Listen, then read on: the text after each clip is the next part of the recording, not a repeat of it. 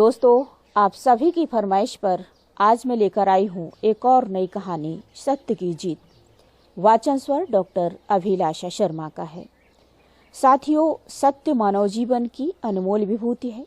जो व्यक्ति सच्चाई से अपने कर्तव्यों का निर्वहन करता है, वह इसी संसार में स्वर्गीय आनंद प्राप्त करता है। उसके लिए सुख, शांति और साधनों की कमी नहीं रहती। सत्य मानव जीवन को महानता और उत्कृष्टता के शिखर पर पहुंचाने वाला प्रशस्त और निरापद राजमार्ग है। इस मार्ग पर चलने वाला व्यक्ति कभी भय या संकट का सामना नहीं कर सकता। सत्यनिष्ठ व्यक्ति का अंतःकरण दर्पण की तरह स्वच्छ और मस्तिष्क प्रज्ञा की तरह संतुलित रहता है। उसे ना तो मानसिक द्वंद्वों से त्रस्त होना पड़ता और ना निरर्थक वितर्कों से अस्त व्यस्त होना पड़ता। सत्यप्रिय व्यक्ति मिथ्यावादियों की तरह कल्पना की ऊंची उड़ान नहीं भरता और ना अनहोनी कामना करता। वह जानता है कि ऐसा करने से ऐसी महत्वाकांक्षाओं में फैलना पड़ेगा जो उसकी स्थिति से बाहर की होंगी, और तब हो सकता है उन्हीं कामनाओं के मोह में फंसकर ऐसा काम करना पड़े जो असत्य के दोष से दूषित हो। सत्यनिष्ठ व्यक्ति आकांक्षाओं के पथ पर हमेशा सावधान होकर चलता है। साथियों, झूठ कुछ समय के लिए लाभदायक हो सकता, इसका लाभ मिल सकता है, परंतु यह अधिक समय तक नहीं टिक सकता।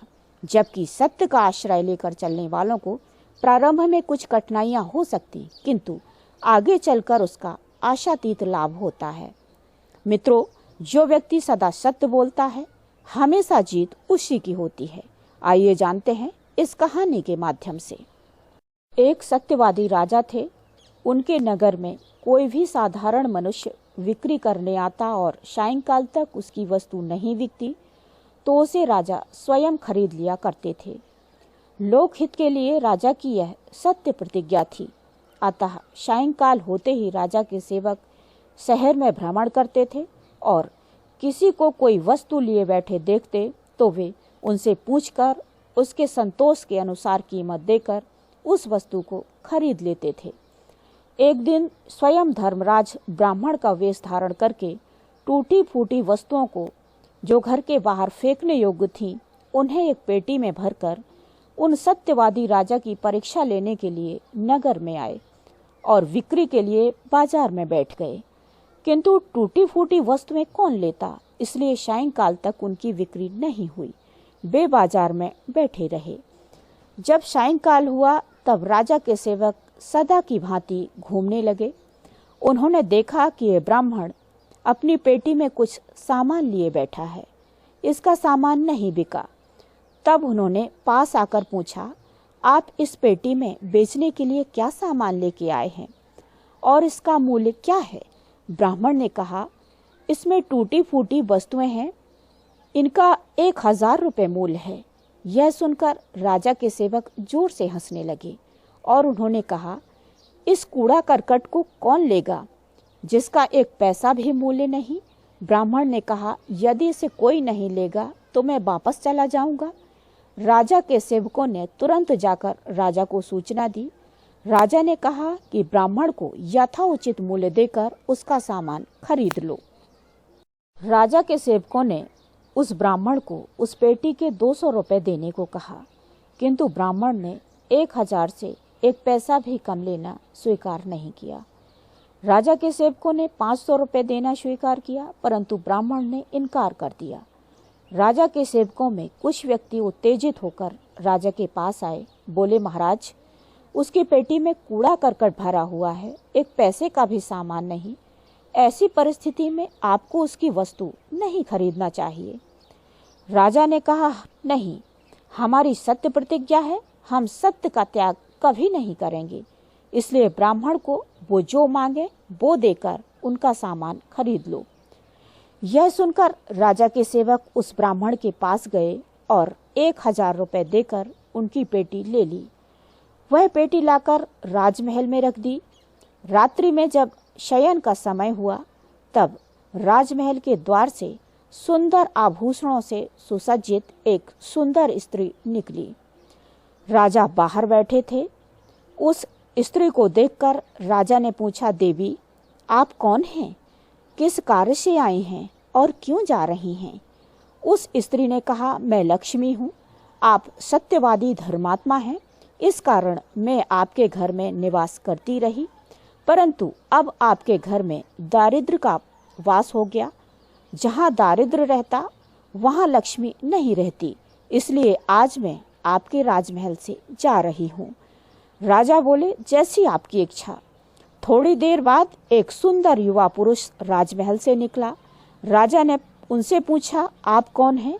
इस राजमहल में कैसे आगमन हुआ और कहाँ जा रहे हैं? उस सुंदर पुरुष ने कहा, मेरा नाम दान है। आप सत्यवादी धर्मात्मा हैं, इस कारण मैं सदा आपके पास रहा, परंतु अब जा रहा हूँ। राजा ने कहा, क्यों? उन्होंने कहा, जब लक्ष्मी चली गई तब आप दान कहाँ से करेंगे? ऐसा कहकर दान भी राजा के महल से चला गया। उसके बाद फिर एक सुंदर पुरुष निकलता दिखाई दिया। राजा ने उनसे भी पूछा, आप कौन हैं? यहाँ कैसे आगमन हुआ और कहाँ जा रहे हैं? उसने कहा, मेरा नाम यज्ञ है। आप सत्यवादी हैं, इसलिए सदा आपके साथ रहा, परंतु आज इसलिए जा रहा हूँ क्योंकि लक्ष्मी और दान चले गए और बिना लक्ष्मी के आप यज्ञ अनुष्ठान कैसे करेंगे? राजा बोले, ठीक है। कुछ समय पश्चात एक और युवा पुरुष निकलता दिखाई दिया।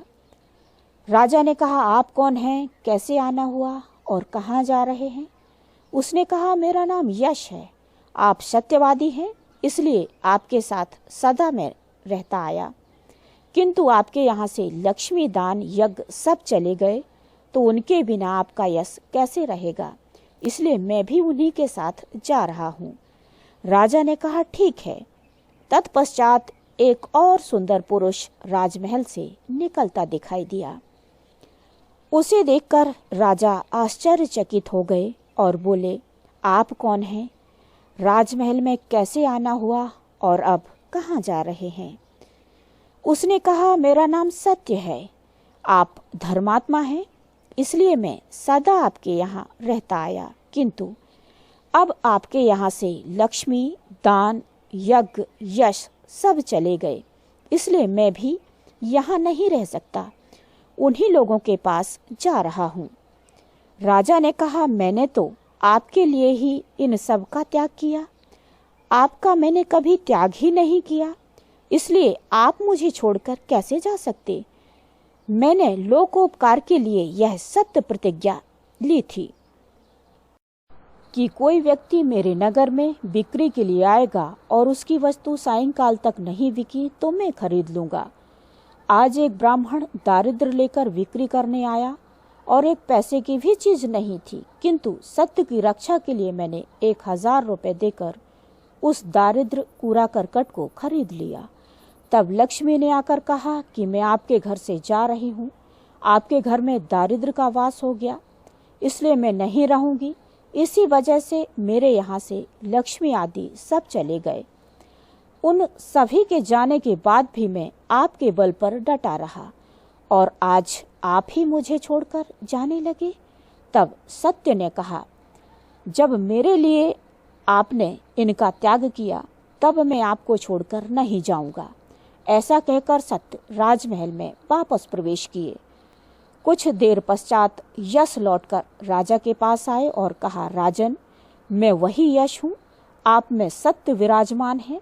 चाहे कोई कितना भी यश करता, दानी और लक्ष्मीवान क्यों ना हो, किंतु बिना सत्य के वास्तविक कीर्ति नहीं हो सकती, इसलिए जहाँ सत्य है मैं वहीं रहूंगा। तदुपरांत यज्ञ आया।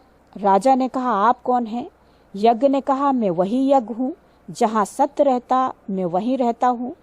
चाहे कोई कितना भी दान करता, लक्ष्मीवान क्यों ना हो, किंतु बिना सत्य के वास्तविक कीर्ति नहीं हो सकती, इसलिए जहाँ सत्य है मैं वहीं रहूंगा।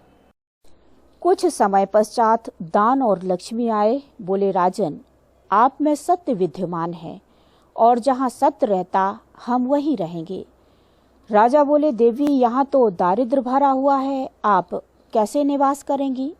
लक्ष्मी ने कहा, राजन, जो कुछ भी हो मैं सत्य को छोड़कर नहीं जा सकती। कुछ समय पश्चात स्वयं धर्मराज उसी ब्राह्मण के रूप में आए। राजा ने कहा, आप कौन हैं? धर्मराज बोले, मैं साक्षात धर्म हूँ। मैं ही ब्राह्मण का रूप धारण करके आपको दारिद्र्य दे गया था। आपने सत्य के बल से मुझे धर्म को जीत लिया। मैं आपसे प्रसन्न हूँ। मैं आपको वरदान देने आया हूँ। मांगिए, आप क्या चाहते हैं? राजा ने कहा, आपकी कृपा चाहता हूँ। आपके आशीर्वाद से मेरे पास सब कुछ है, बस अपनी कृपा बनाए रखें। साथियों, जो व्यक्ति सदा सत्य बोलता है, निश्चित ही जीत उसी की होती है। हमारे धर्म ग्रंथों में ऐसा माना गया है कि जो व्यक्ति लगातार 12 वर्षों तक सत्य बोलता है, उसके मुख से निकला प्रत्येक वाक्य सत्य होता है। साथियों, हम स्वार्थ के वशीभूत होके लालचवश झूठ को अपना लेते हैं और वही झूठ हमारी बर्बादी का कारण बन जाता है। हम यह नहीं सोच पाते कि यह झूठ हमें समाज में कितना लज्जित कर सकता। सत्य मानव जीवन की सबसे शुभ और कल्याणकारी नीति है। इसका अवलंबन लेकर चलने वाला जीवन में कभी असफल नहीं होता। सत्यवादी व्यक्ति असाधारण कार्य को भी करने की क्षमता रखता है। साथियों, सत्य मनुष्य के सम्मान, प्रतिष्ठा और आत्मगौरव के लिए अमोघ कवच है। सत्यनिष्ठ व्यक्ति निर्भय होकर विचरण करता है और स्पष्ट होकर रहता है। उसे न कभी भय रहता और न आशंका। वह अजात शत्रु होकर समाज को अपने व्यवहार से जीत लेता है। जिस प्रकार सोना आग में तपकर और कसौटी में कसकर अपनी प्रामाणिकता सिद्ध करता है, उसी प्रकार सत्य धारण करने वाला, सत्य आचरण करने वाला व्यक्ति समाज में अपनी प्रामाणिकता सिद्ध करता है और समाज में अपने व्यवहार से अपना बेहतर स्थान बना सकता है। इसलिए मित्रों, हमें जिंदगी में हर दिन, हर पल और हर क्षण सत्य बोलने का ही प्रयास करना चाहिए। तभी हम अपने जीवन को सुखी और समृद्धशाली बना सकते हैं।